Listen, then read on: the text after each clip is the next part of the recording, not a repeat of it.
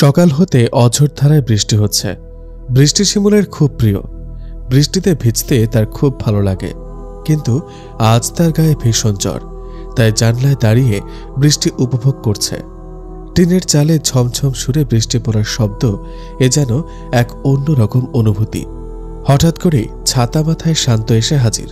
কিরে শিমুল, কি করছিস? শিমুল বলল, কি আর করব, জানলায় দাঁড়িয়ে বাইরের বৃষ্টি দেখছি। শান্ত শিমুলের কানে কানে বলল, বৃষ্টিতে ভিজবি? না রে, আজকে শরীরটা ভালো নেই, গায়ে ভীষণ জ্বর।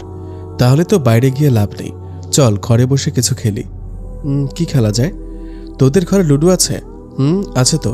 তাহলে চল বসে লুডো খেলা যাক। এরপরেই দুজনে মিলে বসে পড়ে লুডো খেলতে। শিমুল আর শান্ত দুজনে স্থানীয় একটি স্কুলে 10ম শ্রেণীতে পড়ে। শিমুলের বয়স 15 আর শান্তর 17। শান্ত এর আগে 2বার ক্লাস 8-এ ফেল করেছে। নাম তার শান্ত হলেও সে মোটেও শান্ত নয়। তার চরিত্র তার নামের বিপরীত। সারা দিন তার ওপর অশান্তি ভর করে থাকে। সকাল হোক কিংবা রাত, দুষ্টুমিতে সে সবসময় পাকা হাত। লুকিয়ে মানুষের ঘরের চালে ঢিল মারা, এলাকার বোকা ছেলেদের পেছনে লাগা, খামোখাই কারোর সাথে ঝগড়া বেঁধে দেওয়া, রাতে ভূত সেজে মানুষকে ভয় দেখানো, এগুলো তার জন্য খুবই সাধারণ ব্যাপার। এলাকায় তাকে নিয়ে সমস্যার শেষ নেই। তার নামে নালিশ শুনতে শুনতে তার মা হাঁপিয়ে গেছেন। একমাত্র ছেলে, বাবা বিদেশে থাকেন, তাই মায়ের আদরে এক প্রকার বাদর তৈরি হয়েছে সে। শিমুল আর শান্তর মধ্যে বয়সের তফাৎ থাকলেও দুজনেই খুব ভালো বন্ধু। পুকুরে গোসল করা, দূরে বেড়াতে যাওয়া, মাঠে খেলতে যাওয়া, সবকিছুতেই দুজন একসাথে থাকে। শান্তর গায়ের রং এতটা ফর্সা না হলেও চেহারায় একটা মায়াবী ভাব রয়েছে। এছাড়াও তার আরও একটি গুণ রয়েছে, সে যে কাউকে সহজে আপন করে নিতে পারে। কি যে জাদু তার দুই ঠোঁটে! তার মিষ্টি কথার ছলে পাষাণ হৃদয়েও প্রেমের ফুল ফোটে। শিমুল আর শান্ত লুডো খেলছে, আর বাইরে বৃষ্টি ঝরছে। ঝরছে তো ঝরছে, বৃষ্টি কমার কোনো নাম নেই। হঠাৎ করে শান্তর মা শান্তকে ডাক দিলেন। শান্ত, এই শান্ত, কই গেলি? শান্ত বলল, আসছি মা বলে লুডো খেলা রেখে উঠে চলে গেল। শান্ত চলে যাওয়ায় শিমুলেরও মন খারাপ হয়ে গেল। এরপর শিমুল ঘুমিয়ে পড়ল। ঘড়িতে তখন দুপুর 12টা। ঘন কালো মেঘের আড়াল থেকে উঁকি দিল দিনের সোনালি সূর্য। চারদিকে ঝলমলে রোদ মেখে ঘোর পুরোটাই কেটে গেল। শান্ত আবার এলো শিমুলের বাড়িতে। এসে দেখল সে ঘুমিয়ে গেছে। শিমুলকে ঘুমে দেখে শান্ত শিমুলকে না ডেকে চলে এলো। এরপর সে ছুটে চলল খোলা মাঠের দিকে। চঞ্চল স্বভাবের শান্ত এক জায়গায় বসে থাকতে ভালো লাগে না তার। সকাল থেকে বৃষ্টি হওয়ায় মাঠেও কেউ তেমন একটা আসেনি। শান্ত আবারও বাড়ি ফিরে এলো। গোসল শেষ করে দুপুরের খাবার খেয়ে কিছুক্ষণের জন্য ঘুমিয়ে গেল। বিকেলে ঘুম থেকে উঠে ফ্রেশ হয়ে আবারও মাঠের উদ্দেশ্যে রওনা হলো সে। গ্রামের পশ্চিম কোণে বিশাল একটি মাঠ। সে মাঠে বিকেলে জড়ো হয় এলাকার সব ছেলেপেলে। সবাই মিলে খেলাধুলা করে। সন্ধ্যা হলে আবার বাড়ি ফেরে। আজকেও শান্তসহ এলাকার সকল ছেলে মাঠে খেলাধুলা করছিল। যখন সূর্য পশ্চিম আকাশে ঢলে পড়ল, চারদিক থেকে ভেসে এলো আল্লাহু আকবার সুরে আজানের ধ্বনি। পাখিরা যখন নিরে ফিরে আনন্দের গান গাইছিল, শান্তরাও তখন খেলাধুলা বাদ দিয়ে যার যার ঘরের উদ্দেশ্যে রওনা হলো। শান্ত সাকিবের সাথে সাকিবের বাড়িতে গেল, কারণ সে কিছু অঙ্ক বুঝেনি। সাকিব সেগুলো তাকে বুঝিয়ে দেবে। জনশূন্য এক বিশাল মাঠের উপর দিয়ে এঁকে বেঁকে চলে গেছে রাস্তা। রাস্তার দুই ধারে সবুজ ধানের ক্ষেত। সাকিব আর শান্ত সেই পথ ধরেই হেঁটে চলেছে। আধ ঘন্টা হাঁটতে হাঁটতে সে পৌঁছে গেল সাকিবদের বাড়ি। সেখানে যাওয়ার পর তারা দুজন মিলে নাস্তা করল। শান্ত মাকে ফোন করে জানিয়েছে যে সে সাকিবের বাড়িতে আছে, ফিরতে দেরি হবে। নাস্তা করার পর দুজন মিলে পড়তে বসল। সাকিব শান্তকে ভালো করে অঙ্ক বুঝিয়ে দিল। তারপর শান্ত যখন বাসায় ফিরতে যাবে তখনই সাকিবের মা তাকে থামিয়ে বললেন, এসেছে যখন রাতে খেয়ে যাবে। সাকিবও তাকে অনেক জোরাজুরি করতে লাগলো। তাদের কথা মতো শান্ত সাকিবের বাড়িতে থেকে গেল। রাতে খেয়ে দিয়ে যখন বাসায় ফিরবে তখন ঘড়িতে রাত 10টা। গ্রাম এলাকা, এখানে রাত 8টা মানে গভীর রাত। সেখানে রাত 10টা মানে তো নিশিরাতের সমান। সাকিব শান্তকে এগিয়ে দিতে চেয়েছিল, কিন্তু জবাবে শান্ত বলল, আমাকে এগিয়ে দিয়ে ফেরার পথে তুই তো কাপড় ভিজিয়ে দিবি, বাদ দে, আমি একাই যেতে পারবো, আমার অভ্যাস আছে। এ বলে শান্ত সাকিবদের বাড়ি থেকে বেরিয়ে এলো। বিস্তীর্ণ মাঠের মধ্যে নির্জন রাস্তা দিয়ে একাই হেঁটে চলেছে শান্ত। রাতের নীরবতা ভেঙে চারদিকে কটকট করছে শান্তর হেঁটে চলার শব্দ। মাঝে মধ্যে দূর থেকে শেয়ালের ডাক শোনা যাচ্ছে। হঠাৎ করে গাছের মগডালে কি যেন নড়ে উঠল। শান্ত ভয় পেয়ে গেল। হাতে থাকা মোবাইলের ফ্ল্যাশ লাইট জ্বালিয়ে গাছের ওপর দিক থেকে দেখতে লাগলো। না, কিছুই নেই। হয়তো বাদুর কোনো এক ডালে এসে বসেছিল। শান্ত আবার পথ চলতে শুরু করলো। নির্জন একা রাস্তা দিয়ে সে হেঁটে চলেছে। হঠাৎ মনে হলো তার সামনের দিক থেকে সাদা কাপড় পরা কেউ আসছে। অনেক দূরে হওয়ায় কিছুই বোঝা যাচ্ছে না। মোবাইলের ফ্ল্যাশ লাইটের হালকা আলো সেই সাদা জামার উপর পড়ে জামাটি আকাশের তারার মতো মিটমিট করতে লাগলো। শান্ত সামনে এগিয়ে চলছে সামনের দিকে, আর সাদা কাপড় পরা লোকটিও তার দিকে এগিয়ে আসছে। কাছে আসার পর সে দেখতে পেল খুব সুন্দর চেহারার একটি মেয়ে। তার পাশ দিয়ে যাওয়ার সময় তাকে সালাম দিল। সেও সালামের জবাব দিল। শান্ত মনে মনে ভাবতে লাগলো, এত রাতে এত সুন্দরী মেয়ে একা কোথায় যাচ্ছে? ডেকে জিজ্ঞেস করব? মেয়েটির সাথে কথা বলার জন্য সে পেছনে ফিরে তাকালো, কিন্তু এ কি, মাত্র কয়েক সেকেন্ডের ব্যবধানে মেয়েটি উধাও। আশেপাশে কোনো বাড়ি নেই যে সেখানে মেয়েটি যাবে। তাহলে এত তাড়াতাড়ি মেয়েটি গেল কোথায়? শান্ত আর কিছু না ভেবে আবারও হাঁটতে লাগলো। খানিকক্ষণ পরেই একটা হাসির শব্দ, খুবই সুন্দর হাসির শব্দ। এত সুন্দর করে কেউ হাসে? শান্ত চারদিকে তাকায়, না, কাউকে তো দেখা যাচ্ছে না। হয়তো শোনার ভুল। শান্ত পথ চলতে শুরু করলো। আবারও সেই হাসির শব্দ। শান্ত দাঁড়ালো। সে সাথে হাসিটাও থেমে গেল। না, শান্ত আর সাহস রাখতে পারছে না। সে দৌড়াতে শুরু করলো। বাড়িতে যখন ফিরল তখন রাত 10টা 20 বাজে। শান্তর মা শান্তকে হাঁপাতে দেখে বললেন, কিরে, হাঁপাচ্ছিস কেন? শান্ত মাকে সব খুলে বলতে গিয়েও আবার থেমে গেল। খামোখাই মা চিন্তা করবেন। তারপর বলল, না মা, তেমন কিছু না, বেশি রাত হয়ে যাচ্ছে দেখে দৌড়ে এসেছে, তাই একটু হাঁপিয়ে গিয়েছে আর কি। শান্তর মা শান্তকে ভাত বেড়ে দিতে চেয়েছিলেন। শান্ত বলল, মা, আমি সাকিবদের বাড়িতে খেয়ে এসেছি। মা বললেন, আমি তো তোর জন্য অপেক্ষা করছি, তুই এলে একসাথে খাবো বলে। ইচ্ছা না থাকা সত্ত্বেও মায়ের সাথে আবার খেতে বসলো। খাওয়া দাওয়া শেষ করে নিজের বিছানায় গিয়ে শুয়ে পড়ল সে। মাঝরাতে হঠাৎ ঘুম ভাঙল শান্তর। পুরো ঘর জুড়ে মিষ্টি ফুলের গন্ধ। কেউ একজন তার মাথায় হাত বুলিয়ে দিচ্ছে। কে হতে পারে? মা। কিন্তু দরজা তো বন্ধ। মা কিভাবে এই ঘরে আসবে? শান্ত ভালো করে হাতের স্পর্শ বোঝার চেষ্টা করল। নরম তুলতুলে একটি হাত, যতটা মনে হচ্ছে কম বয়সী কোনো এক মেয়ের হাত এটা। শান্ত উঠে বসল। এরপর বিছানার ডান পাশে থাকা সুইচ বোর্ডে লাইটের সুইচ দিল। লাইট জ্বালানোর পর সে পুরোই অবাক হয়ে গেল। সেই সাথে অনেকটা ভয়ও পেল। ঘরে কেউ নেই। শান্ত বিছানা থেকে নেমে পুরো ঘর, বাথরুম, খাটের নিচ সব জায়গায় তন্ন তন্ন করে খুঁজল, কিন্তু কাউকেই পেল না। শান্তর মনের ভেতর একটা ভয় কাজ করছে। আস্তে আস্তে সে আবার বিছানায় উঠে লাইট অফ করে শুয়ে পড়ল। কিছুক্ষণ পর আবারও সেই হাতের ছোঁয়া। শান্ত ভালো করে বোঝার চেষ্টা করলো, আসলে কারো হাত নাকি মনের ভুল। না, মনের ভুল তো নয়, ঠিকই কেউ তার মাথায় আদর করে হাত বুলিয়ে দিচ্ছে। শান্ত সেই হাত চেপে ধরে অন্য হাত দিয়ে মোবাইলে ফ্ল্যাশ লাইট অন করলো। এ কি, সে তার কোলবালিশের একটি অংশ হাতে নিয়ে বসে আছে। অদৃশ্য থেকে একটা হাসির শব্দ শুনতে পেল সে। হাসির শব্দটা কেমন যেন পরিচিত মনে হচ্ছে। হ্যাঁ, এ তো সেই হাসি যা সে সাকিবদের বাড়ি থেকে ফেরার পথে শুনেছিল। শান্ত মনে সাহস এনে বলল, কে কে হাসে? প্রশ্ন করার সাথে সাথে হাসির শব্দটা আরো বেড়ে গেল। শান্ত ভয়ে ভয়ে লাইটের সুইচ অন করল। লাইট জ্বালানোর সাথে সাথেই হাসির শব্দটা থেমে গেল। শান্ত আবার বলল, কে কে ওখানে? কোনো আওয়াজ নেই। দীর্ঘক্ষণ শান্ত নীরবে বসে রইল। কিছুক্ষণ পর অদৃশ্য থেকে আওয়াজ এলো, আপনি ঘুমান, আমি চলে যাচ্ছি, কালকে আবার আসব। কথাগুলো শুনেই শান্ত কেঁপে উঠল। কে কে কথা বলে? না, কোনো শব্দ নেই। জানলার কাঁচ আপনা আপনি খুলে আবার বন্ধ হয়ে গেল। এটা দেখার সাথে সাথে শান্ত ভয় পেয়ে গেল। এতক্ষণ যে ফুলের সুবাস ছিল ঘরে, সেটাও এখন নেই, কোথাও যেন বিলীন হয়ে গেছে। শান্ত লাইট না নিভিয়ে শুয়ে পড়ল। এত ভয় সে কোনোদিন পায়নি। মনে যা আসে তাই পড়তে পড়তে সে ঘুমিয়ে পড়ল। সকালে ঘুম থেকে উঠে শান্ত হাত মুখ ধুয়ে ফ্রেশ হয়ে নিজের রুমে চলে গেল। এরপর তার মা তার জন্য নাস্তা নিয়ে এলেন। নাস্তা খেয়ে সে স্কুলের জন্য তৈরি হতে লাগলো। এর মধ্যে শিমুলও তাদের বাসায় এসে হাজির। স্কুলের পোশাক পরে তৈরি হওয়ার পর দুজনেই স্কুলের উদ্দেশ্যে রওনা হলো। স্কুল তাদের বাড়ি থেকে বেশি দূরে নয়, হেঁটে যেতে 15 থেকে 20 মিনিট লাগে। দুজনে স্কুলে গিয়ে বন্ধুদের সাথে খেলাধুলা, হইহুল্লোড়, পড়ালেখা এসবের ফাঁকে শান্ত গত রাতের ঘটনার সম্পর্কে একদম ভুলে গেল। বিকেলে বাড়ি ফেরার পর খাওয়া দাওয়া শেষ করে আবারও সবাই গিয়ে মাঠে জড়ো হলো, খেলাধুলা করলো। সন্ধ্যা নামার সাথে সাথে যে যার ঘরে ফিরে যেতে লাগলো। শিমুল আর শান্ত নিজেদের বাড়ির উদ্দেশ্যে রওনা হলো।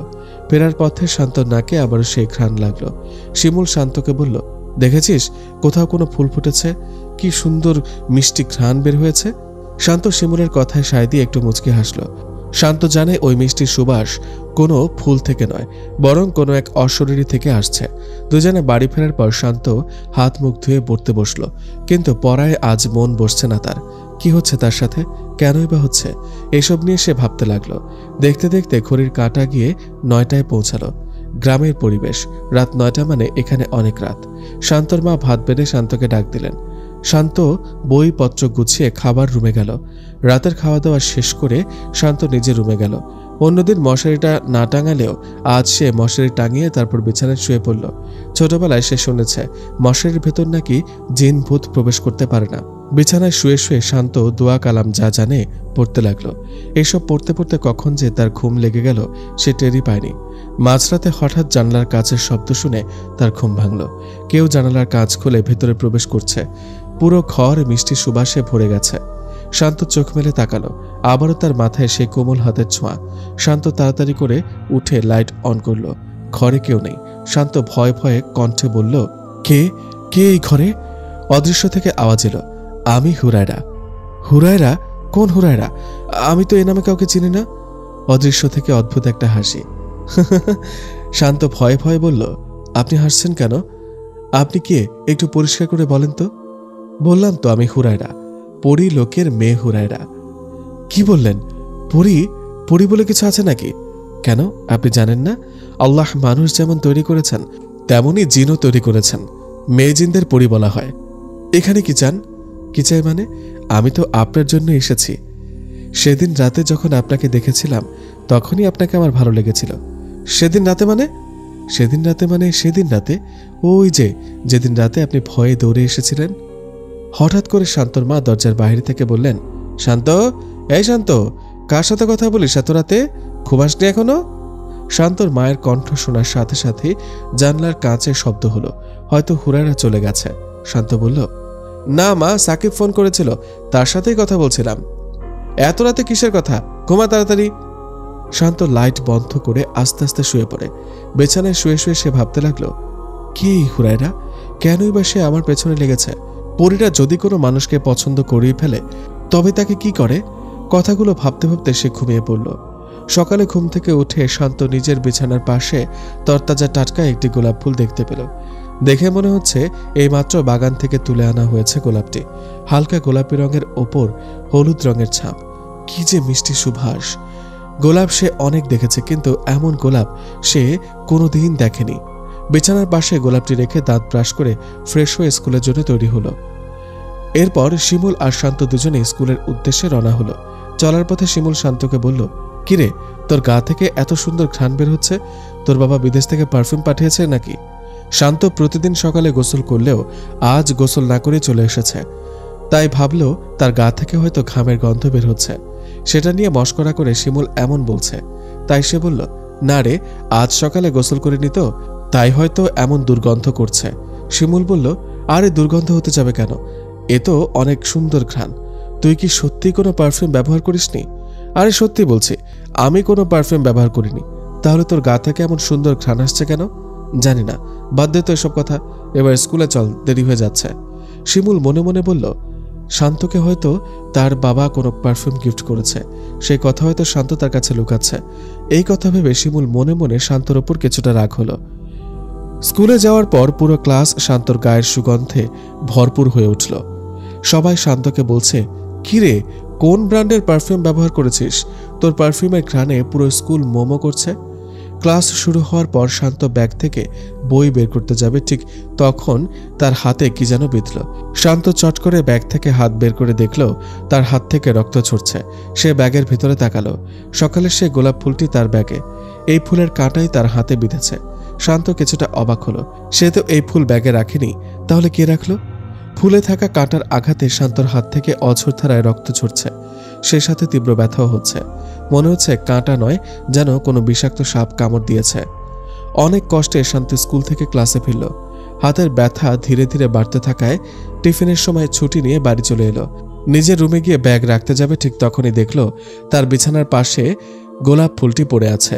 শান্ত তাড়াতাড়ি করে ব্যাগের চেইন খুলে দেখল ব্যাগে গোলাপ নেই। শান্তর মাথায় কাজ করছে না। কি হচ্ছে তার সাথে এসব? মাথাটা কেমন ঝিনঝিন করছে। আস্তে আস্তে সে জ্ঞান হারিয়ে মাটিতে লুটিয়ে পড়ল। শান্তর রুমে কিছু পড়ে যাওয়ার শব্দ শুনে শান্তর মা দৌড়ে শান্তর ঘরে গিয়ে দেখলেন শান্ত মাটিতে পড়ে আছে। গায়ে হাত দিয়ে দেখলেন তার শরীরে ভীষণ জ্বর। এমন অবস্থায় কি করবেন তার মাথায় কিছুই কাজ করছে না। এরপর তিনি রান্নাঘরে গিয়ে পানি এনে শান্তর চোখে মুখে ছিটিয়ে দিলেন। পানি দেওয়ার পর শান্তর জ্ঞান ফিরে এলো। এরপর শান্তর মা আস্তে আস্তে তাকে ধরে বিছানায় তুলে শুইয়ে দিলেন। শান্তর হাতের ব্যথায় কাঁচাতে লাগলো। শান্তর মা নিজের রুমে গিয়ে মোবাইল হাতে নিয়ে গ্রাম্য বাজারের ডাক্তারকে ফোন করলেন। ডাক্তার এসে শান্তকে দেখে বললেন চিন্তার কোনো কারণ নেই, বৃষ্টিতে হয়তো ভিজেছিল তাই ঠান্ডা লেগেছে। এরপর তিনি কিছু ওষুধ লিখে দিয়ে বললেন কাউকে বাজারে পাঠিয়ে এগুলো যেন আনিয়ে নেয়। ডাক্তার চলে যাওয়ার পর শান্তর মা শিমুলের ছোট ভাই জাহিদকে ডেকে এনে টাকা আর ওষুধের স্লিপ দিয়ে ঔষধ আনার জন্য পাঠালেন। জাহিদ বাজারে গিয়ে ডাক্তারের লিখে দেওয়া ওষুধগুলো নিয়ে এলে শান্তর মা শান্তকে কিছুটা ভাত খাইয়ে ওষুধ খাইয়ে দেন। ওষুধ খাওয়ার পর শান্ত ঘুমিয়ে পড়ল। বিকেলে স্কুল ছুটির পর শিমুল বাড়ি ফিরে খাওয়া দাওয়া করে শান্তদের বাড়িতে গেল। শান্ত তখনও ঘুমাচ্ছিল। শিমুল শান্তর মাকে জিজ্ঞেস করল, খালা শান্ত কোথায়? শান্তর মা বললেন, সে তো ঘুমাচ্ছে। শান্ত তো এ সময় ঘুমানোর কথা নয়। স্কুল থেকেও আজ ছুটি নিয়ে এলো। বলল হাতে নাকি কিসের কাঁটা বিঁধেছে, তাই ব্যথা করছে। হ্যাঁ রে বাবা, স্কুল থেকে ফেরার পর থেকেই তার ভীষণ জ্বর। কি বললেন, জ্বর? শিমুল আর কোনো কথা না বলে সোজা শান্ত রুমে চলে গেল। শান্ত রুমের মধ্যে একটা চেনা ঘ্রাণ। হ্যাঁ, এটা তো শান্ত যে পারফিউম ব্যবহার করেছিল সেটার ঘ্রাণ। পরক্ষণেই শিমুলের মনে পড়ল, না, এটা পারফিউম নয়, সেদিন সন্ধ্যাবেলায় মাঠ থেকে ফেরার পথে এই ঘ্রাণ পেয়েছিলাম। শিমুল গিয়ে শান্তর বেডের পাশে বসে শান্তর মাথায় হাত বুলালো। শিমুল শান্তর মাথায় হাত রাখার সাথে সাথে তার ঘুম ভেঙে গেল। চোখ বন্ধ করে সে বলতে লাগলো, হুরায়রা, তুমি আবার এসেছ? কি চাও তুমি? তোমার দেওয়া ফুলের কাঁটা আমার হাতে বেঁধে অনেক ব্যথা করছে। শিমুল শান্তর মাথায় হাত বুলাতে বুলাতে বলল, কি রে শান্ত, কি আজে বাজে বকছিস? কে তোকে ফুল দিয়েছে? আর এই হুরায়রাই বা কে? শান্ত ঘুমের ঘোরে শিমুলের এসব কথা কানে না নিয়ে বলল, তুমি চলে যাও হুরায়রা। হঠাৎ করে শিমুল শান্তর বিছানার পাশে একটি গোলাপ পড়ে থাকতে দেখল। অদ্ভুত ধরনের একটি গোলাপ। এমন গোলাপ শিমুল আগে কখনো দেখেনি। শিমুল গোলাপটি হাতে নিতে যাবে এমন সময় শান্ত শিমুলের হাত চেপে ধরে বলল, খবরদার, এটা হাতে নিস না। কথা বলতে বলতে শান্ত উঠে বসল। শিমুল শান্তকে বলল, এটা হাতে নিলে কি হয়েছে, আমি হাতে নিব এটা। এই বলে যেই না শিমুল গোলাপের দিকে হাত বাড়াবে তখনই শান্ত শিমুলের হাত অনেক জোরে চেপে ধরে অদ্ভুত মেয়েলি কণ্ঠে বলল, বললাম না এটা হাতে নিবি না। এই বলে সে শিমুলকে এক হাত দিয়ে ধাক্কা দিল। ধাক্কা খেয়ে শিমুল বিছানা থেকে পড়ে গেল। শান্ত সুস্থ থাকা অবস্থায়ও শিমুলকে এভাবে এক হাত দিয়ে ধাক্কা দিয়ে ফেলে দেওয়া অসম্ভব। শিমুল শান্তর দিকে ভালো করে তাকালো। তার চোখ দুটি লাল হয়ে আছে, চেহারায় ভাসছে ভয়ানক কিছু। শিমুল শান্তকে এমন অবস্থায় দেখে ভয় পেয়ে গেল। সে বুঝতে পারল শান্ত মোটেই স্বাভাবিক নয়, তার উপর কোনো দুষ্টজিনের আসর আছে। শিমুল শান্তকে বলল, আচ্ছা আমি চলে যাচ্ছি, তুই ঘুমা। শিমুল শান্তর মাকে এসব বলতে যাবে তখনই মনে মনে ভাবল, না থাক, এখন বলে লাভ নেই। জিনটা আশেপাশে থাকলে শান্তর ক্ষতি করতে পারে। তাই সে কিছু না বলে চুপচাপ বাড়ি চলে গেল। মনে মনে ঠিক করলো আগামীকাল মসজিদের ইমাম সাহেবকে নিয়ে শান্তর বাড়িতে যাবে। শিমুল চলে যাওয়ার পর শান্ত আবার শুয়ে পড়ল। শান্তর মা শান্তর ঘরে গিয়ে দেখল গায়ের জ্বর এখনো কমেনি। তিনি একটি রুমাল ভিজিয়ে শান্তর মাথায় রাখলেন। এরপর তিনি রান্নাঘরে গিয়ে রান্না বসালেন। মাগরিবের সময় শান্তর ঘুম ভাঙল। গায়ের জ্বরটাও কিছুটা কমেছে। শান্তর জ্বর কমেছে দেখে শান্তর মাও কিছুটা স্বস্তি পেলেন। রাতে খাবার দাবার শেষে শান্তকে ওষুধ খাইয়ে দিলেন শান্তর মা। উনি চেয়েছিলেন আজ ছেলের পাশেই শুবেন, কিন্তু শান্ত কিছুতেই তাকে শুতে দিল না। এরপর তিনি বললেন, আচ্ছা আমি আমার রুমে যাচ্ছি, তবে তুই ভেতর থেকে দরজা বন্ধ করিস না কিন্তু। এ বলে শান্তর মা নিজের রুমে চলে গেলেন। হঠাৎ করে মাঝরাতে শান্তর ঘুম ভেঙে গেল। ঘুম ভাঙার পর শান্ত দেখল তার মাথার পাশে কেউ একজন বসে আছে। ডিম লাইটের হালকা আলোয় অবয়বটি কার পুরোপুরি বোঝা যাচ্ছে না, তাই সে লাফ দিয়ে উঠেই লাইটের সুইচ দিল। লাইট জ্বালানোর পর সে যা দেখল তার জন্য সে মোটেই প্রস্তুত ছিল না। তার বিছানায় মাথার পাশটাতে বসে আছে অসাধারণ সুন্দর একটি মেয়ে। এত সুন্দর মেয়েকে সে কোনোদিন দেখেনি। মেয়েটিকে দেখার পর সে তার হাতের ব্যথার কথা একেবারেই ভুলে গেল। কিছুক্ষণ তার দিকে এক দৃষ্টিতে তাকিয়ে রইল সে। মায়াবী হরিণী দুই চোখ, সরু নাক, হালকা গোলাপি চিকন দুই ঠোঁট, দুধে আলতা ফর্সা গাল। সাদা গাউন পরায় মেয়েটিকে অদ্ভুত সুন্দর লাগছে, যেন স্বর্গীয় কোনো পরী নেমে এসেছে তার ঘরে। শান্তকে এক দৃষ্টিতে তাকিয়ে থাকতে দেখে মেয়েটি বলল, কি ভয় পেয়ে গেলে নাকি? কাঁপা কাঁপা কণ্ঠে শান্ত জিজ্ঞেস করলো, কে আপনি, আর এত রাতে আমার ঘরে কি করছেন? মেয়েটি শান্তর প্রশ্ন শুনে হাসতে হাসতে বলল, এমা, এত তাড়াতাড়ি আমাকে ভুলে গেলে? আমি হুমায়রা, পরিলোকের মেয়ে হুমায়রা। আপনি কেন বারবার আমার কাছে আসেন? বললাম তো তোমাকে আমার খুব ভালো লাগে, তাই তোমাকে নিয়ে আমি পরিলোকে যেতে চাই, কিন্তু আমার তোমাকে একদম ভালো লাগে না। কথা বলতে বলতে হঠাৎ শান্ত হাতে ব্যথা অনুভব করলো। তখন সে হুরায়রাকে বলল, তুমি কেন আমাকে এই বিষাক্ত গোলাপ দিয়েছ? এই গোলাপের কাঁটা হাতে বিঁধে আমার আজ এই করুণ অবস্থা। হুমায়রা এক রহস্যজনক হাসি হেসে বলে, কি বললে? বিষাক্ত গোলাপ? এই গোলাপ আমাদের পরিলোকের সবচেয়ে উৎকৃষ্ট গোলাপ। আমরা এই গোলাপের গন্ধ গায়ে মাখি, তাই আমাদের শরীর থেকে সুন্দর ঘ্রাণ পাওয়া যায়। উৎকৃষ্ট না ছাই? তোমার গোলাপ তোমার কাছে রাখো। এই বলে শান্ত গোলাপটির হুরায়রার দিকে ছুঁড়ে মারল। শান্তর গোলাপ ছুঁড়ে ফেলায় হুমায়রা রাগ হয়ে বলল, দেখো তুমি কিন্তু আমার ভালোবাসাকে অপমান করছো, এটা কিন্তু আমি সহ্য করব না। ভালোবাসা না কচু, মানুষদের সাথে পরীদের কোনো ভালোবাসার সম্পর্ক হতে পারে না। কেন হতে পারে না? অবশ্যই পারে। আমাদের পরিলোকে এমন অনেক মানুষ আছে যাদেরকে পরীরা তুলে নিয়ে গেছে। আমিও তোমাকে যেদিন প্রথম দেখেছিলাম সেদিন চেয়েছিলাম তোমাকে তুলে নিতে। আমি তখন ওই গাছে বসেছিলাম, কিন্তু গাছের থেকে যখন উড়াল দিলাম তখন গাছের ডালে শব্দ পেয়ে তুমি যখন উপরের দিকে লাইট জ্বেলে ধরলে তখনই বুঝেছিলাম তুমি খুব সাহসী। আর সাহসী লোকেদের পরিলোকে নিয়ে যাওয়া মানে তাদের নির্ঘাত মৃত্যু। সে কারণেই তোমাকে তুলে না নিয়ে ভাবলাম তোমাকে আস্তে আস্তে বুঝিয়ে নিয়ে যাব। অনেক হয়েছে, তুমি এখন যাও তো, আমার ভালো লাগছে না, আমি ঘুমাবো। আর তোমাকে তো আমি ভালোবাসিনি, তাহলে আমি কেন পরিলোকে যাব? তুমি আমাকে ভালোবেসেছো, তুমি পরিলোক ছেড়ে এই মর্তলোকে আসো। আমি যদি পরিলোক ছেড়ে মর্তলোকে আসি তবে পরীরা আমাকে যে কোনো উপায় খুঁজে বের করবে আর আমাকে এবং তোমাকে মেরে ফেলবে। ভালোবেসে মরতে গিয়ে তুমি ভয় পাও? হুমায়রা বুঝতে পারল এই পাকাপোক্ত ছেলের সাথে সে কথায় পেরে উঠবে না, তাই সে বলল, তুমি এখন ঘুমাও, কালকে তোমার জন্য নতুন এক উপহার নিয়ে আসবো। তুমি না আসলেই আমি খুশি, আর এটাই আমার সবচেয়ে বড় উপহার। হুমায়রা রাগ করে শান্তর দিকে তাকিয়ে কিছু বলতে চাচ্ছিল, কি ভেবে কিছু না বলেই অদৃশ্য হয়ে গেল। হুমায়রা চলে যাওয়ার পর শান্ত আবারও শুয়ে পড়ল। গায়ের জ্বর কমলেও হাতের ব্যথা কিছুতেই কমছে না। তারপর লাইটের সুইচ অফ করে শান্ত আবারও শুয়ে পড়ল। কিছুতেই ঘুম আসছে না। একে তো হাতে ব্যথা, তার উপর এই পরীটা বড্ড জ্বালাতন করছে। যদি সে পরী না হয়ে মানুষ হতো তাহলে সে তাকে সাদরে গ্রহণ করত, কিন্তু মানুষ হয়ে পরীর সাথে প্রেম অসম্ভব। তার ডাকে সাড়া দেওয়া মানে সারা জীবনের জন্য এই দুনিয়া ছেড়ে পরিলোকে চলে যাওয়া। এটা মৃত্যুর চেয়েও বা কম কিসে? বিছানায় শুয়ে শুয়ে ভাবতে লাগলো শান্ত। এইসব কথা ভাবতে ভাবতেই ঘুমে তার চোখ মুখ বন্ধ হয়ে এলো। কিছুক্ষণ পর শান্তর মা এসে তার মাথায় হাত দিয়ে দেখলেও তার জ্বর অনেকটা কমেছে। ছেলেটা জ্বর কমতে শুরু করেছে দেখে তিনি অনেকটা চিন্তামুক্ত। এরপর তিনি আবারও নিজের রুমে গিয়ে শুয়ে পড়লেন। শান্তর মা বিছানায় শুয়ে থাকলেও কেন জানি তার ঘুম আসছে না। বিছানায় এপাশ ওপাশ করতে করতেই রাত পার হয়ে গেল। ভোর হতে মসজিদের মিনার হতে ভেসে এলো আজানের সুমধুর ধ্বনি। বিছানা ছেড়ে উঠে গিয়ে অজু করে ফজরের নামাজ আদায় করলেন। তারপর আবার শান্তর রুমে গিয়ে দেখলেন শান্ত ঘুমাচ্ছে। আস্তে আস্তে ছেলে রুম থেকে বাইরে এসে উঠানে কিছুক্ষণ পায়চারি করলেন। পুরো বাড়ি জুড়ে সুন্দর একটা মিষ্টির সুবাস পাওয়া যাচ্ছে। শান্তর মা ভাবলেন হয়তো বাড়ির আশেপাশে কোথাও ফুল ফুটেছে। আস্তে আস্তে যখন সূর্য পূর্ব আকাশের দিকে উদিত হতে লাগলো সেই সাথে মিষ্টির সুবাসও মিলিয়ে যেতে লাগলো। তবে শান্তর মা বিষয়টিকে খুব একটি গুরুত্ব দিলেন না। অনেকক্ষণ বাইরে হাঁটাহাঁটি করার পর শান্তর মা রান্নাঘরে গিয়ে সকালের নাস্তা তৈরির কাজে লেগে গেলেন। সকাল 8:30টার দিকে ঘুম ভাঙল শান্তর। শরীরে জ্বর নেই, তবে হাতে এখনো ব্যথা আছে। আস্তে আস্তে বিছানা ছেড়ে উঠে বাথরুমে গিয়ে হাত মুখ ধুয়ে ফ্রেশ হয়ে বাইরে এলো। কিছুক্ষণ পর শান্তর মা তার জন্য নাস্তা নিয়ে তার রুমে গেলেন। নাস্তা নিয়ে আবারও ছেলের কপালে হাত দিয়ে দেখলো জ্বর কমেছে কিনা। শান্তর গায়ে জ্বর আর নেই।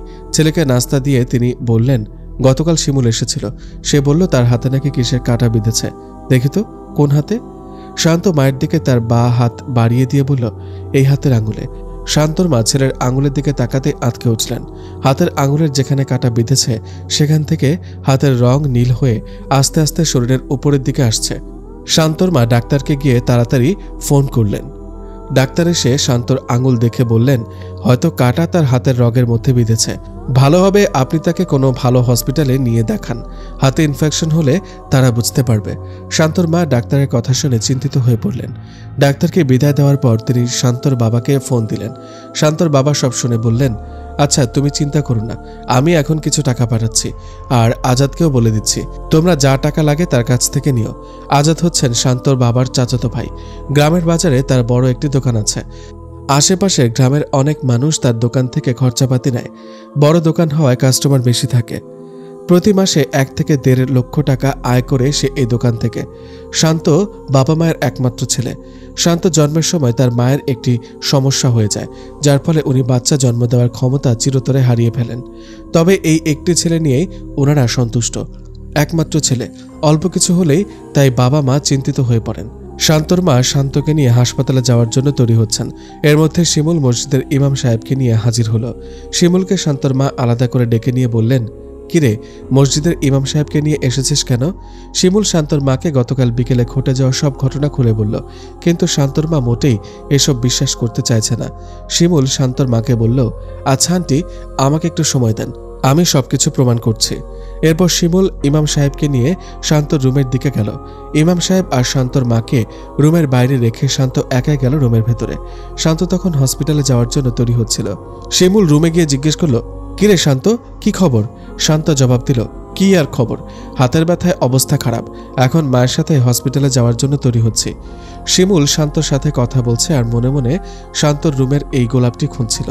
হঠাৎ সে রুমের কর্নারে পড়ার টেবিলের নিচে গোলাপ ফুলটি দেখতে পেল।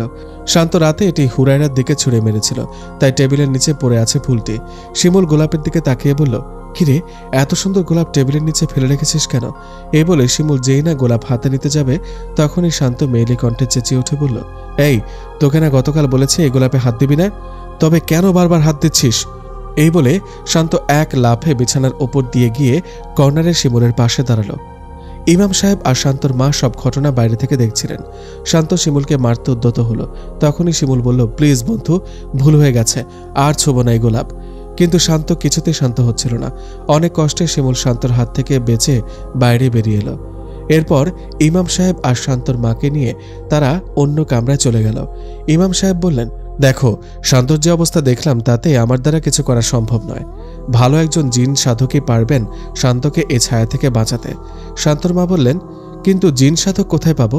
ইমাম সাহেব বললেন, আমার জানাশোনা একজন জিন সাধক আছেন, আমি তার নাম্বার দিচ্ছি, আপনারা আজকের মধ্যেই তাকে নিয়ে আসার চেষ্টা করবেন। এরপর ইমাম সাহেব সেই জিন সাধকের নাম্বার দিয়ে শান্তদের বাড়ি থেকে বিদায় নিলেন। ইমাম সাহেব চলে যাওয়ার পর শান্তর মা ইমাম সাহেবের দেওয়া নাম্বারে ফোন দিয়ে কথা বলেন। সবকিছু শুনে উনি শান্তর মায়ের কাছ থেকে তাদের বাড়ির ঠিকানা নিয়ে বিকেলে আসার আশ্বাস দিলেন। শান্তর মা ফোন রেখে আবারও শান্তর ঘরের দিকে গেলেন। শান্ত মাকে দেখার পর বলল, মা, আমি রেডি হয়ে গেছি, হাসপাতালে যাবে না? মা বললেন, তোর বাবা টাকা পাঠাননি এখনো, টাকা পাঠালে বিকেলে যাব। এই বলে তিনি আবারও ছেলের হাতের আঙুলের দিকে তাকালেন। আঙুলের নীল রেখাটি আগে যে অবস্থানে ছিল তার চেয়ে 2 ইঞ্চি উপরের দিকে উঠে এসেছে।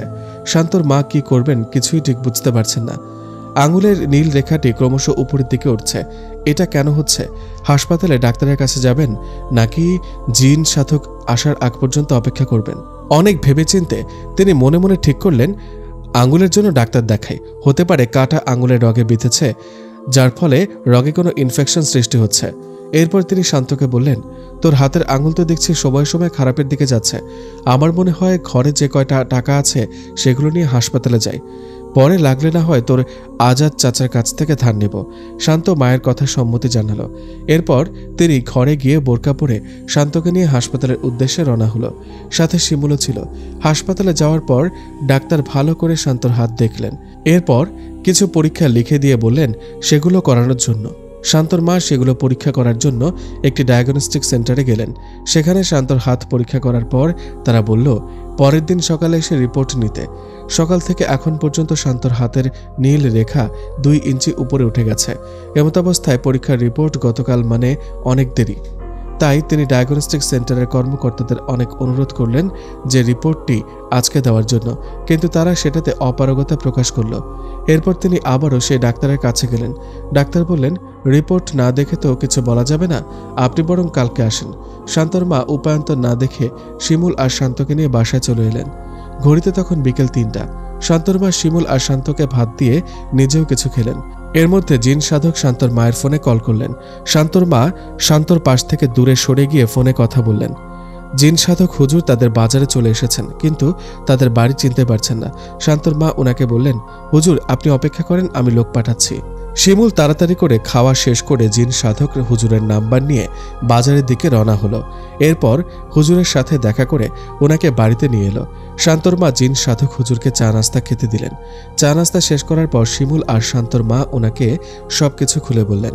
সব শোনার পর উনি বললেন, আমাকে একবার তার সাথে কথা বলতে হবে। শিমুল বলল, হুজুর শান্ত এমনিতে নর্মাল থাকে, শুধুমাত্র ওই গোলাপ ফুল ছুঁতে গেলে সে অস্বাভাবিক আচরণ শুরু করে।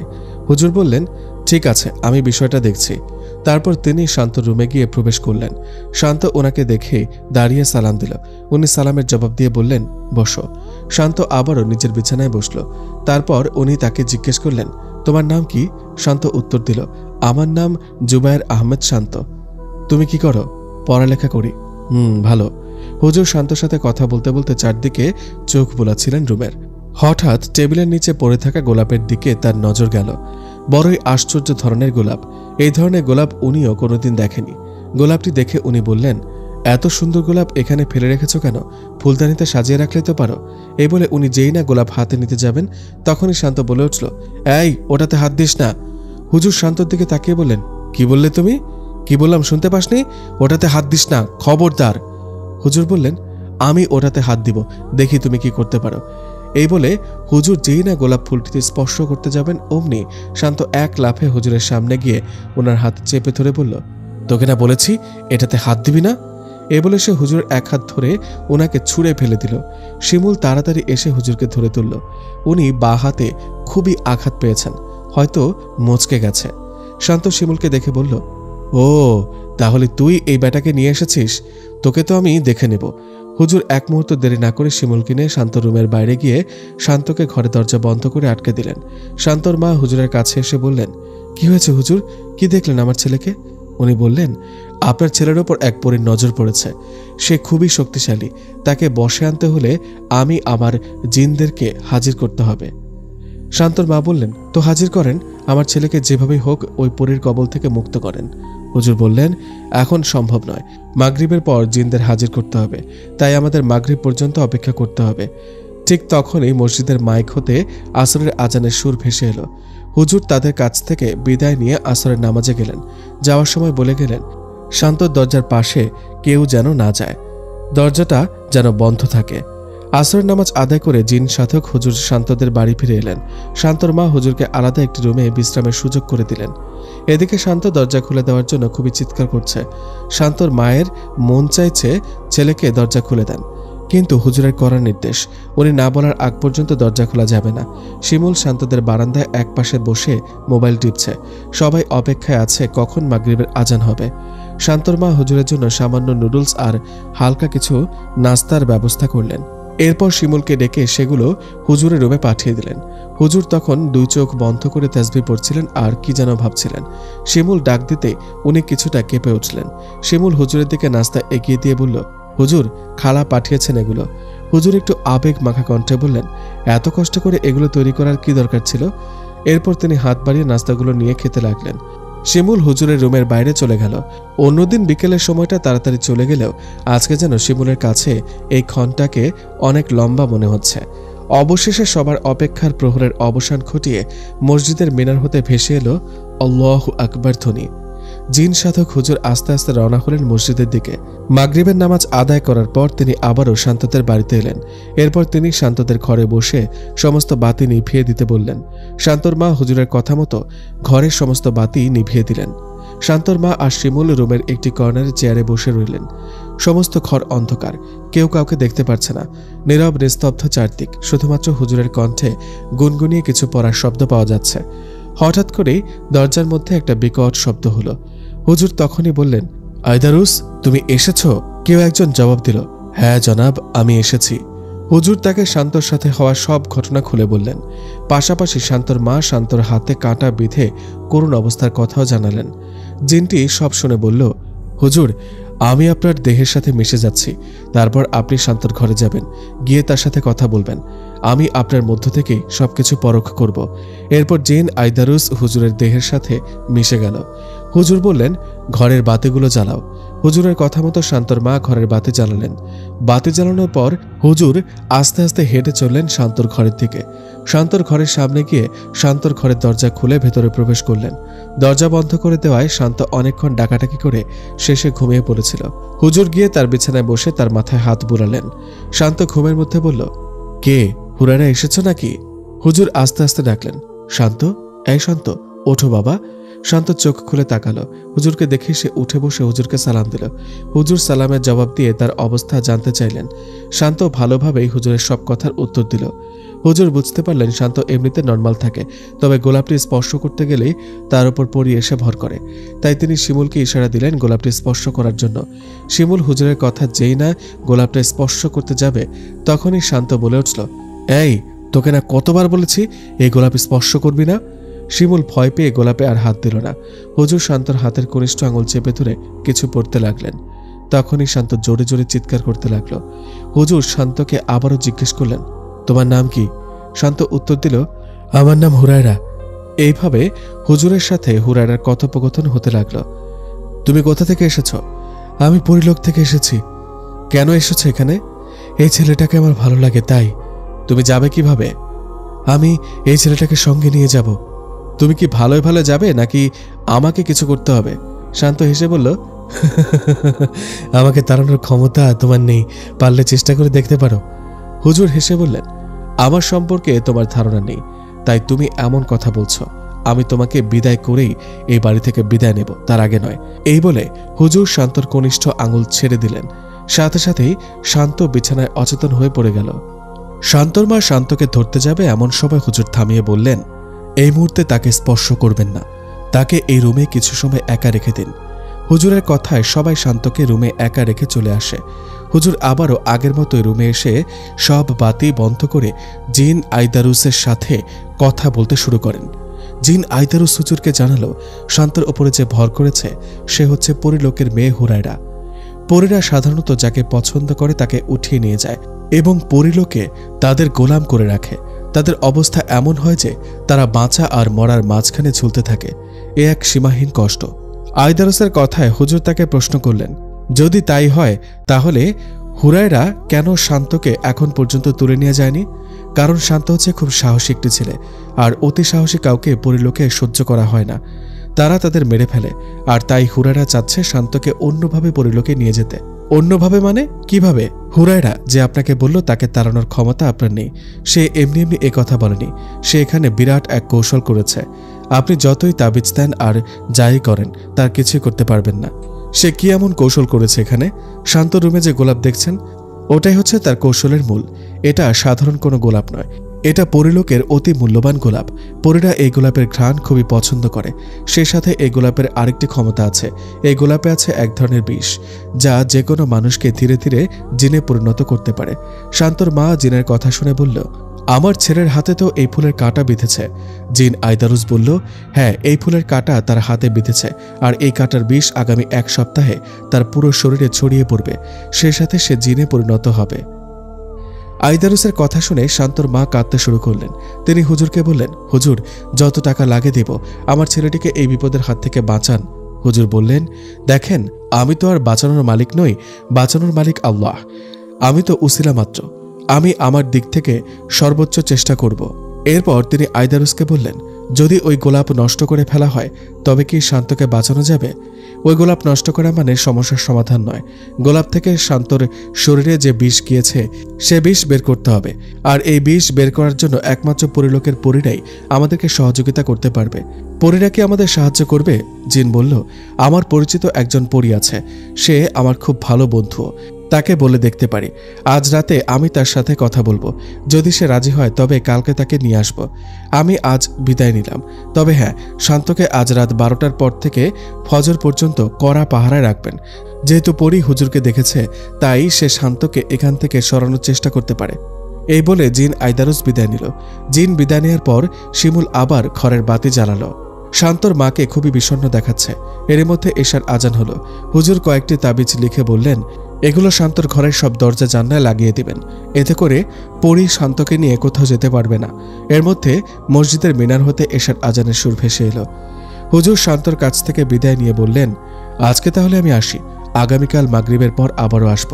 শান্তর মা শিমুলের হাতে 1000 টাকা দিয়ে বললেন, হুজুরকে এগিয়ে দিয়ে আয়, আর এই টাকাগুলো হুজুরকে দিয়ে দিস। শিমুল শান্তর এমন পরিস্থিতি দেখার পর ভয়ে একদম শেষ। তার ওপর হুজুরকে এগিয়ে দিতে হবে।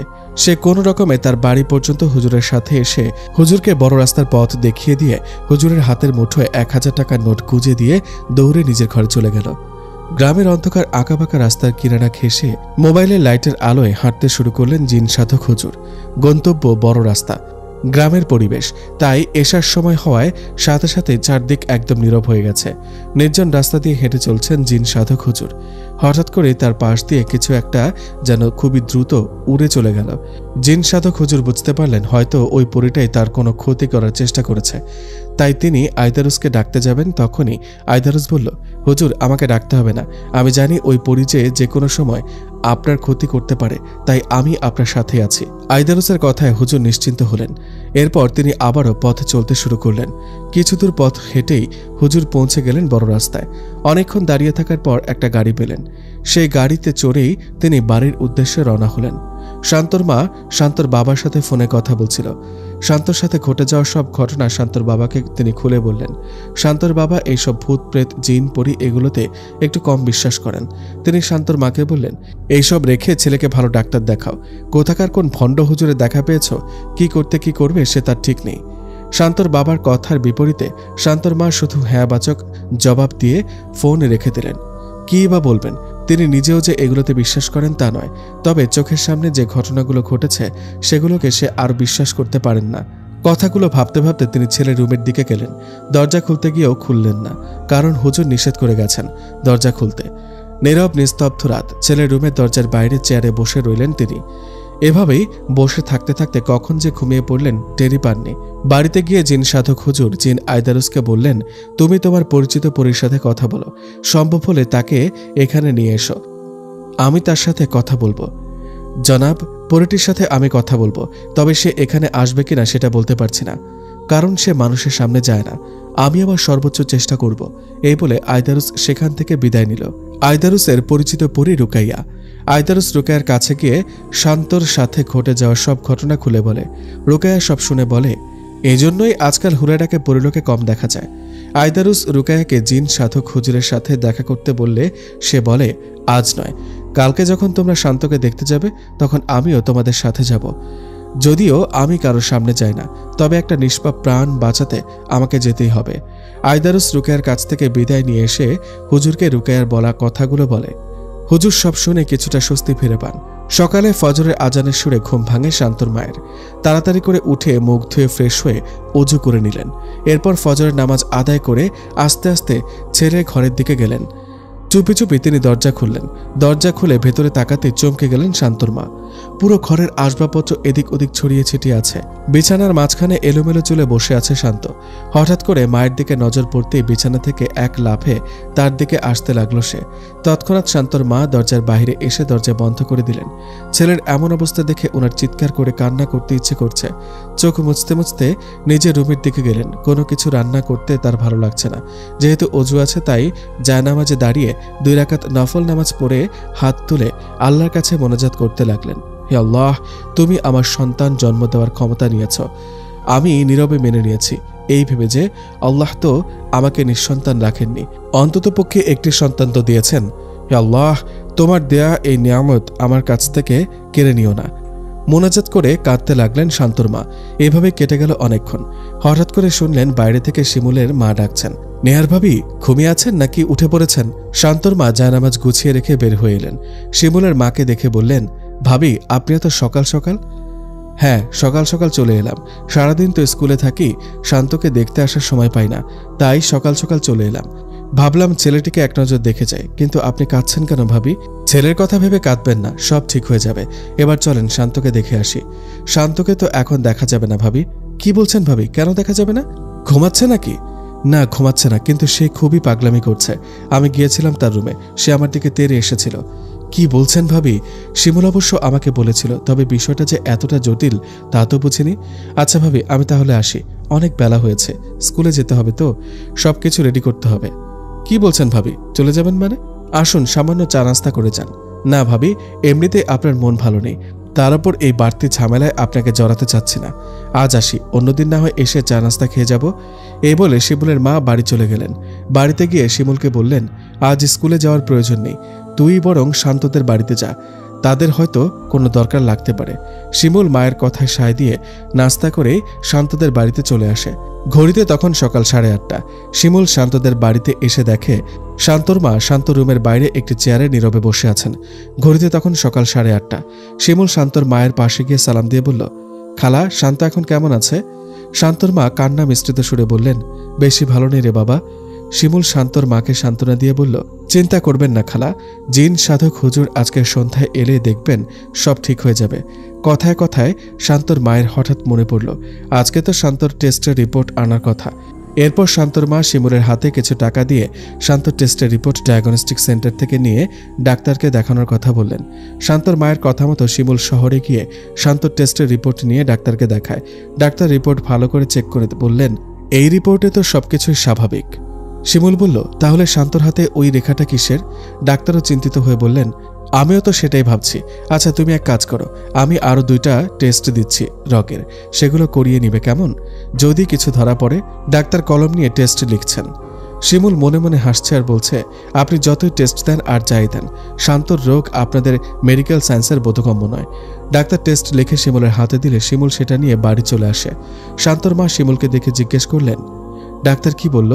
শিমুল বলল, ডাক্তার শান্তর রিপোর্ট দেখে বলেছেন রিপোর্ট নর্মাল, কোনো সমস্যা নেই, আর আরও 2টি টেস্ট লিখে দিয়েছেন।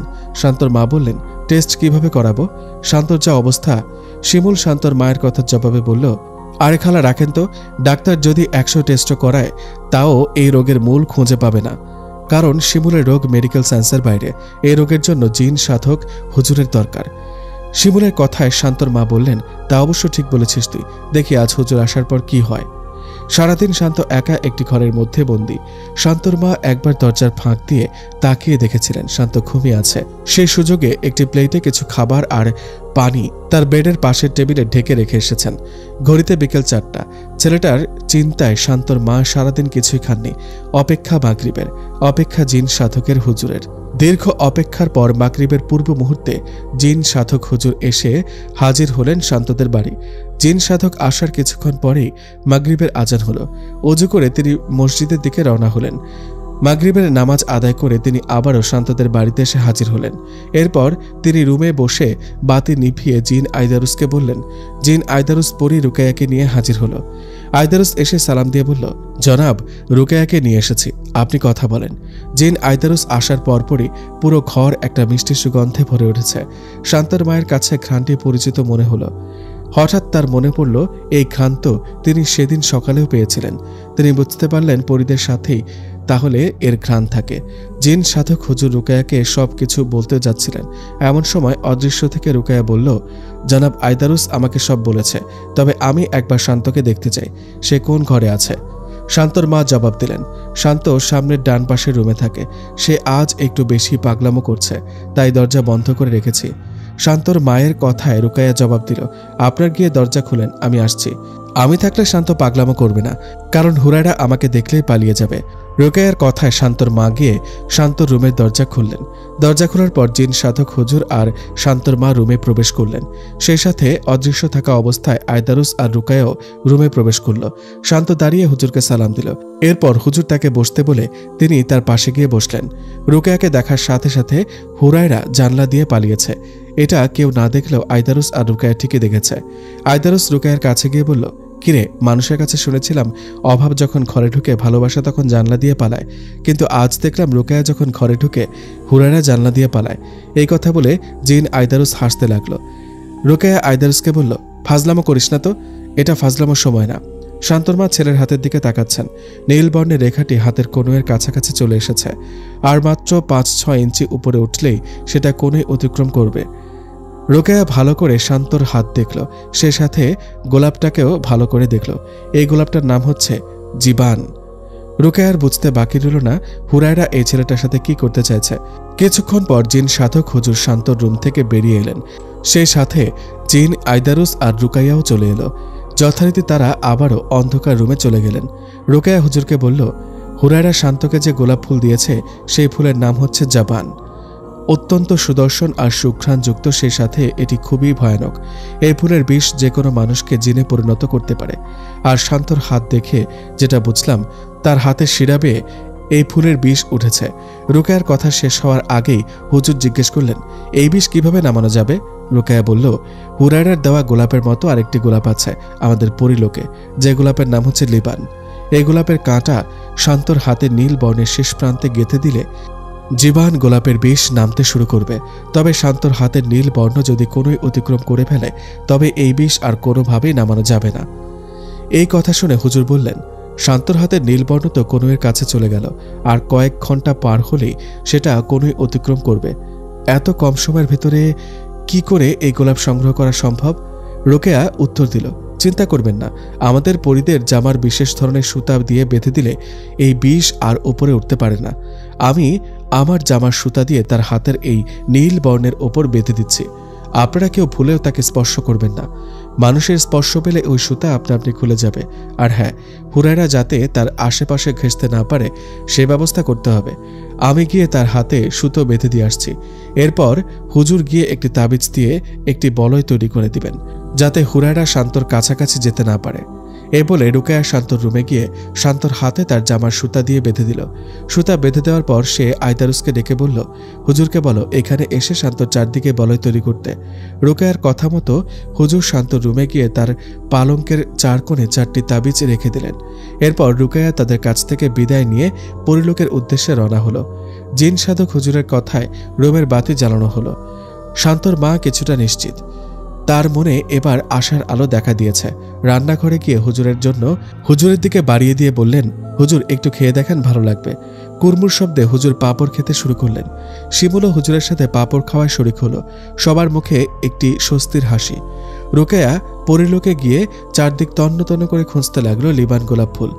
এদিক ওদিক খুঁজতে খুঁজতে অবশেষে পরিলোকের রানী মাকসুরার এর বাগানে ফুলটি দেখতে পেল।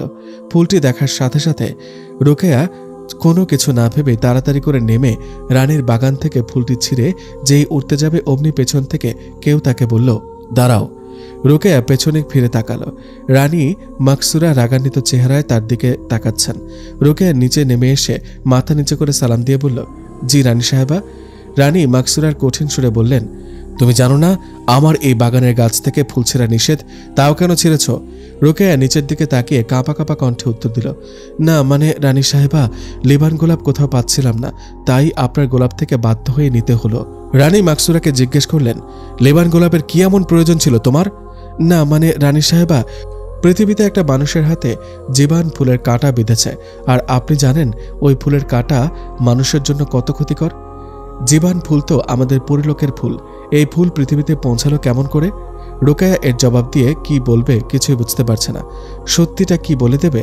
রোকেয়াকে চুপ থাকতে দেখে রানী তাকে ধমকে সুরে বললেন, চুপ করে আছো কেন? আমি তোমাকে কিছু জিজ্ঞেস করেছি। রানীর ধমক খেয়ে রোকেয়া বলল, রানী সাহেবা, হুমায়রা পৃথিবীতে এক ছেলেকে পছন্দ করে, সে তাকে পরিলোকে আনার জন্য এই কাজ করেছে। রানী মাকসুরা রোকেয়ার কথা শুনে বললেন, এটা আর এমন কি, কত মানুষই তো পরিলোকের পরিদের গোলাম হয়ে আছে। রানীর কথা জবাবে রোকেয়া বলল, দেখেন রানী সাহেবা, আপনি যে কথা বলেছেন সেটা ঠিক আছে, কিন্তু আপনি এটা বলেন আমরা যে কাজ করেছি সেটা কি আদৌ ঠিক? তাছাড়া পৃথিবীর ওই ছেলেটা হচ্ছে তার বাবা মায়ের একমাত্র সন্তান। তাকে তার বাবা মায়ের কাছ থেকে কেড়ে নিয়ে এলে ওই মায়ের অভিশাপে আমাদের ভয়াবহ পরিণতি হতে পারে। রোকেয়ার কথায় রানী মাকসুরা হেসে বললেন, বাহ, কি দারুণ তোমার চিন্তা শক্তি। তোমাকে আমি পরীক্ষা করেছিলাম, তোমার কাজে আমি খুবই খুশি। আর আমি সবার সামনে এটাও ঘোষণা করে দিব যে আমার পরে এই পরিলোকের রানী তুমি হবে। রানী মাকসুরার কথায় পরি রোকেয়া হেসে রানীকে গিয়ে জড়িয়ে ধরে খুশিতে কেঁদে দিল। রানী তার চোখের জল মুছে দিয়ে বললেন, পাগলি মেয়ে, খুশির খবরে কেউ কাঁদে? তুমি তাড়াতাড়ি যাও, পৃথিবীর ওই ছেলেটাকে গিয়ে সুস্থ করে তুলো। রোকেয়া রানীর কাছ থেকে বিদায় নিয়ে পৃথিবীর উদ্দেশ্যে রওনা হলো। শান্তর মা জিন সাধক হুজুর আর শিমুল রোকেয়ার অপেক্ষায়। ঘড়িতে রাত 11টা বাজে। রোকেয়া যাওয়ার প্রায় 3.5 ঘন্টা হয়ে গেছে। রোকেয়ার এত দেরি দেখে সবাই চিন্তিত, সে কি আদৌ এই ফুল পেয়েছে? শিমুলের মা একবার এসেছিলেন, অনেকক্ষণ এখানে ছিলেনও, বেশি রাত হয়ে যাচ্ছে দেখে আবার চলে গেছেন। হঠাৎ পুরো ঘর মিষ্টি সুগন্ধে ভরপুর হয়ে উঠল। মিষ্টি ঘ্রাণে সবাই বুঝতে পারলেন রোকেয়া এসেছে। হুজুর বললেন, আপনারা ঘরের বাতি নিভিয়ে দেন। হুজুরের কথা মতো ঘরের বাতি নিভিয়ে দেওয়া হলো। রোকেয়া এসে প্রথমে সালাম দিল। হুজুর সালামের জবাব দিয়ে জিজ্ঞেস করলেন, আপনি কি ওই ফুলটি পেয়েছেন? রোকেয়া অদৃশ্য থেকে জবাব দিল, জি হুজুর, পেয়েছি। আমি আপনার সামনে ফুলটি রেখেছি, আপনারা ঘরের বাতি জ্বালিয়ে ফুলটি নিতে পারেন। আর হ্যাঁ, ফুলের কাঁটা অবশ্যই শান্তর মা ছেলের হাতে গাঁথবেন, অন্য কেউ গাঁথলে এটা কাজ করবে না। আমি বাইরে যাচ্ছি, আপনারা বাতি জ্বালান। কাজ হয়ে গেলে এই রুমে এসে আবারও বাতি নিভিয়ে দেব। এরপরে কি কাজ করতে হবে সেটা আমি বলে দেব। রোকেয়ার কথা মতো রুমের বাতি জ্বালিয়ে তারা দেখতে পেলেন সত্যি সত্যি সোনালী বর্ণের অদ্ভুত এক গোলাপ পালঙের ওপর রাখা। দেখে মনে হচ্ছে যেন এটা সত্যিকারের সোনা। শান্তর মা গোলাপটি হাতে নিয়ে শান্তর রুমে গেলেন। তখন শান্ত ঘুমিয়ে আছে। ধীরে ধীরে ছেলের পাশে গিয়ে তার হাতের নীল বর্ণের শেষ প্রান্তে গোলাপের কাঁটা গেঁথে দিলেন। কাঁটাটি হাতে গাঁথার সাথে সাথেই সেটা মিলিয়ে গেল। এর কিছুক্ষণ পরে শান্তর হাতের নীল বর্ণের দাগটি নিচের দিকে নামতে শুরু করলো। এটা দেখে সবাই অনেক খুশি। হুজুর বললেন, চিন্তার আর কোনো কারণ নেই, আপনার ছেলে আবারও আগের মতো সুস্থ হয়ে উঠবে ইনশাল্লাহ। এরপর সবাই রোকেয়ার কথা মতো আগে রুমে গিয়ে বাতি নিভিয়ে দিল। রোকেয়া এসে সবাইকে বলল, আপনারা আর কোনো চিন্তা করবেন না, শান্তর আর কিচ্ছু হবে না। রাতের মধ্যে সে পুরোপুরি সুস্থ হয়ে উঠবে। আর হুরায়রা যেন তার কাছে ঘেঁষতে না পারে সেজন্য আমি তো আছি, আর হুজুরও আছেন। আপনাদের প্রতি কৃতজ্ঞতা রইল। হুজুর বললেন, আপনি কেন কৃতজ্ঞতা জানাচ্ছেন? কৃতজ্ঞতা তো জানাবো আমরা। আপনি সাহায্য না করলে শান্তকে হয়তো বাঁচাতেই পারতাম না। রোকেয়া বলল, সবই আল্লাহ তাআলার ইচ্ছা। তিনি যাকে বাঁচাবেন তাকে কেউ মারতে পারবে না, আর তিনি যাকে মারবেন তাকে কেউ বাঁচাতে পারবে না। আমি আজকের মতো বিদায় নিলাম, সবাই আমার জন্য দোয়া করবেন। এই বলে রোকেয়া সেখান থেকে বিদায় নিল। রোকেয়া চলে যাওয়ার পর হুজুরও বিদায় নিতে চেয়েছিলেন, কিন্তু শান্তর মা হুজুরকে আসতে দেননি। সে রাতে শিমুল আর হুজুর শান্তদের বাসায় থেকে গেলেন। শিমুল রাতে হুজুরের পাশেই ঘুমালো। ঘড়িতে রাত 1টা। হঠাৎ শান্তর ঘুম ভাঙল। পুরো শরীর ছড়ছড়ে মনে হচ্ছে, হাতে ব্যথাও নেই। নীল বর্ণের দাগটি কোথায় যেন মিলিয়ে গেছে। হঠাৎ শুনতে পেল জানলার বাইরে কেউ বলছে, আমাকে ক্ষমা করে দিও শান্ত, আমি তোমাকে ভালোবেসে পেতে চেয়েছিলাম। তোমাকে পাওয়ার জন্য আমি যে পথ বেছে নিয়েছিলাম সেটা হয়তো সঠিক ছিল না। ভালো থেকো তুমি, তবে তুমি আমার হবে, হয়তো আজ না হয় কাল। এই বলে হুরায়রা বিদায় নিল। শান্ত কথাগুলো মন দিয়ে শুনল। কিছু বলতে গিয়েও সে বলতে পারল না। কি বলবে, বলার মতো কোনো শব্দ খুঁজে পাচ্ছে না সে। ঘুমে তার চোখ বন্ধ হয়ে আসছে। আবারও শুয়ে পড়ল বিছানায়, হারিয়ে গেল আরামের ঘুমে। জিন সাধক হুজুর আর শিমুল শান্তদের ঘরে একই বিছানায় শুয়ে আছেন। শিমুল নিশ্চিন্তে ঘুমালেও হুজুরের ঘুম লাগছে না। শান্ত কি কালকে পুরোপুরি সুস্থ হয়ে যাবে, নাকি রাতের মধ্যে ওই পরী অন্য কোনো ছলনার আশ্রয় নেবে? এইসব বিষয় নিয়ে তিনি ভাবতে ভাবতে মসজিদের মিনার হতে ফজরের আজানের সুর ভেসে এলো। শিমুলকে ডেকে নিয়ে হুজুর ফজরের নামাজের জন্য চলে গেলেন। নামাজ থেকে আসার পর দেখলেন শান্তর মাও উঠে পড়েছেন। একা মানুষ, তারপরেও হুজুরের জন্য অনেক রকম নাস্তা তৈরি করেছেন। হুজুর তো এত সব নাস্তা দেখে বললেন, আপনি একা মানুষ, এত কষ্ট করে কেন এগুলো তৈরি করেছেন? শান্তর মা কাতর সুরে বলল, হুজুর, আপনি আমার ছেলের জন্য যা করেছেন তার তুলনায় এসব নাস্তা তো কিছুই না। শিমুলকে সাথে নিয়ে হুজুর নাস্তা শেষ করলেন। এরপর ধীরে ধীরে শান্তর ঘরের দিকে গেলেন। শান্ত ঘুম থেকে উঠে দাঁত ব্রাশ করছে। ছেলেকে রোগমুক্ত দেখে শান্তর মা অনেক খুশি হলেন। এরপর শান্তকে কিছু নাস্তা নিয়ে দিলেন খাওয়ার জন্য। হুজুর তাদের কাছ থেকে বিদায় নিলেন। যাওয়ার সময় শান্তর মা হুজুরের হাতে 30,000 টাকা দিয়ে বললেন, হুজুর, ইচ্ছে ছিল আপনাকে আরও দেব, কিন্তু এই মুহূর্তে ঘরে এতটুকু ছিল। আপনার বিকাশ নাম্বারটা দিয়ে যাবেন, আমি আরও 20,000 টাকা পাঠিয়ে দেব। হুজুর অবাক হয়ে বললেন, আমাকে এত টাকা কেন দিচ্ছেন? টাকা 2-3 হাজার দিলেও তো অনেক বেশি। শান্তর মা বললেন, কি বলছেন হুজুর? ছেলেকে প্রথম দিন ডাক্তারের কাছে নিয়ে গিয়ে ডাক্তারের ফিস, টেস্ট সব মিলিয়ে 8,000 টাকা খরচ হয়েছে। যদি এখনও তাকে ডাক্তারি চিকিৎসা করাতাম হয়তো ছেলে আমার ভালো হতো না, কিন্তু 50,000 টাকা তো খরচ হতোই। ডাক্তারকে যদি এত টাকা দিতে পারি আপনাকে কেন দেব না? আপনি মানা করবেন না। শান্তর মায়ের পীড়াপিড়িতে তিনি টাকা নিতে বাধ্য হলেন, তবে বিকাশ নাম্বার কিছুতেই দেননি। ওনার ভাষ্যমতে এই টাকাটাই তিনি বেশি নিচ্ছেন। সবার কাছ থেকে বিদায় নিয়ে হুজুর নিজ বাড়ির উদ্দেশ্যে রওনা হলেন। শান্ত স্কুলের জন্য তৈরি হতে লাগলো। মা বললেন, আজ বাদ দে বাবা, কাল থেকে না হয় স্কুলে যাবি। তোর উপর দিয়ে অনেক ধকল গেছে। মায়ের কথায় শান্ত আজ স্কুলে গেল না। কিছুক্ষণ পরে শান্তর বাবা ফোন করলেন। ছেলের অবস্থা সম্পর্কে জানতে চাইলেন। শান্তর মা সব ঘটনা খুলে বললেন। সব শুনে শান্তর বাবা বুঝতে পারলেন এই জিন সাধক হুজুর আসলে অন্য সব জিন সাধকদের মতো ভণ্ড নন। উনি সত্যিকার অর্থেই একজন সৎ নিষ্ঠাবান পরোপকারী জিন সাধক। শান্তর বাবা নিজের ভুল বুঝতে পারলেন। এরপর শান্তর মাকে বললেন তিনি এই মাসেই দেশে ফিরে আসবেন। আসার পর হুজুরের সাথে দেখা করবেন। বিকেলে আবার পড়ার মাঠে জমে উঠল। এই 2 দিন শান্ত আর শিমুল মাঠে খেলতে যায়নি, তাই মাঠের অন্যরা তাদেরকে অনেক মিস করেছে। আজ তারা মাঠে যাওয়ার জন্য সবাই খুব খুশি। সারা বিকেল খেলাধুলা করে দুজনেই একসাথে বাড়ি ফিরে এলো। ছেলেকে এমন হাসি খুশি দেখে শান্তর মাও বেজায় খুশি। পরদিন থেকে শান্ত যথারীতি স্কুলে যেতে শুরু করলো। ইদানিং শান্তর মধ্যে একটা ভালো পরিবর্তন লক্ষ্য করা যাচ্ছে। সে আগের চেয়ে পড়ায় অনেক বেশি মনোযোগী। স্কুলের স্যাররাও এটা দেখে অবাক যে শান্তর পড়ালেখার কথা শুনলেই মাথা ব্যথা শুরু হয়ে যেত, সে কিনা ক্লাস 10-এর কঠিন কঠিন অঙ্ক নিমিষে সমাধান করে দিচ্ছে। প্রতিদিন স্কুলে যাওয়া, বিকেল হলে মাঠ আর সন্ধ্যা নামলে পড়ার টেবিলে এভাবেই চলতে লাগলো দিন। প্রায় 2 মাস পর শান্তর বাবা দেশে ফিরে এলেন। গত মাসে আসার কথা থাকলেও নানা জটিলতায় আসতে পারেননি।